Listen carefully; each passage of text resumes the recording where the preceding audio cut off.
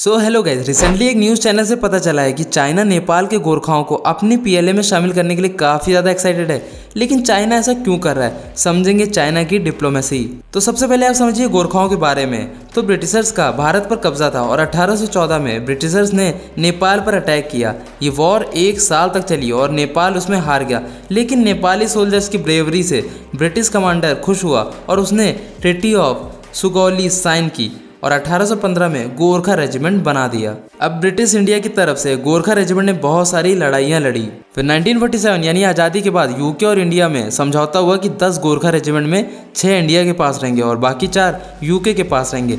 लेकिन जब उन 4 रेजिमेंट में से कुछ लोगों ने यूके जाने से मना कर दिया तो एक और रेजिमेंट बनाई गई जो इंडिया में शामिल हो गई, यानी कि 11वीं रेजिमेंट। सो गाइस, ऐसा पहली बार नहीं है जब चाइना ने गोरखाओं को पीएलए यानी चाइना की आर्मी में शामिल होने के लिए कहा हो। लेकिन उस समय गोरखाओं ने चाइना को मना कर दिया था।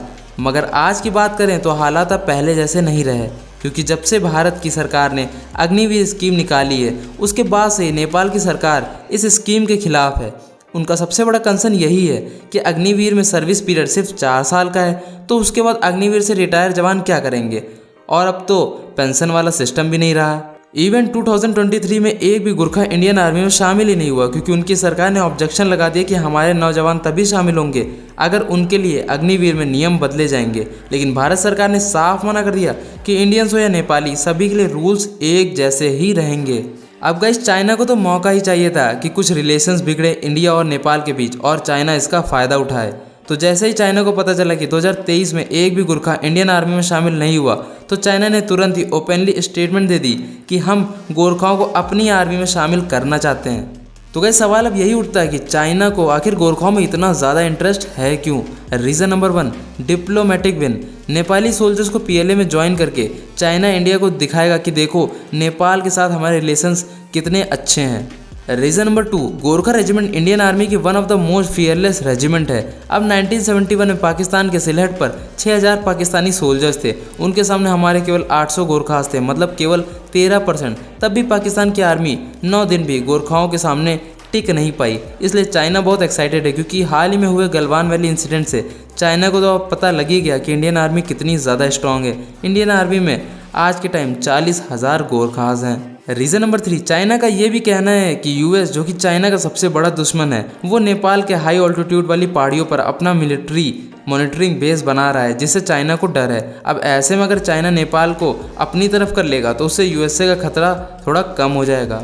रीज़न नंबर 4, चाइना की वन चाइल्ड पॉलिसी की वजह से आज चाइना की पीएलए यानी कि पीपल्स लिबरेशन आर्मी में कोई माँ बाप अपने बेटे को नहीं जाने दे रहा, क्योंकि ऑब्वियस सी बात है कि आर्मी में लाइफ का रिस्क तो रहता ही है। और फिर अगर एक ही बेटा है तो माँ बाप कैसे जाने देंगे। लेकिन चाइना को तो आर्मी की ज़रूरत है, तो फिर उनके पास एक ही ऑप्शन बचता है कि नेपाल को इंसिस्ट करें कि वो अपने गोरखास को पीएलए में ज्वाइन करें। दोस्तों, चौंकाने वाली बात तो ये है कि चाइना ने 12 लाख नेपाली रुपया लगाकर एक स्टडी करवाई है कि आखिर ऐसा क्या है इंडियन आर्मी में जो नेपाली इंडियन आर्मी ज्वाइन कर रहे हैं, लेकिन चाइना के इतने अच्छे इंसेंटिव के बाद भी वो चाइनीज़ आर्मी को ज्वाइन नहीं कर रहे हैं। इसका सबसे बड़ा कारण ये भी हो सकता है कि इंडिया और नेपाल के रिलेशन शुरू से ही काफ़ी अच्छे रहे हैं। और दूसरा सबसे बड़ा रीज़न ये है कि इंडिया गोरखा पर हर साल 4200 करोड़ खर्च करती और ये नेपाल के डिफेंस बजट से भी ज़्यादा है। तो अब सवाल यही उठता है कि क्या इंडिया को इस बात से चिंता करनी चाहिए कि गोरखा पीएलए में ना जाएं? डेफिनेटली यस, ये बहुत बड़ा थ्रेट होगा इंडिया के लिए, क्योंकि इससे चाइना का इन्फ्लुएंस बढ़ेगा नेपाल में। और क्या पता कल को नेपाल में भी चाइना अपना मिलिट्री बेस बना ले टू काउंटर इंडिया, जिस तरह चाइना भूटान के डोकलाम के लिए इंटरेस्टेड है। तो बस अब हम वेट ही कर सकते हैं कि भारत सरकार कोई रास्ता निकाले ताकि गोरखाओं की एंट्रीज़ लगातार इंडियन आर्मी में होती रहे, क्योंकि एट द एंड पैसों के लिए उनको भी ऑल्टरनेट चाहिए और फिर पीएलए ज्वाइन करने के अलावा उनके पास कोई ऑप्शन भी नहीं रहेगा। टिल देन, जय हिंद, वंदे मातरम।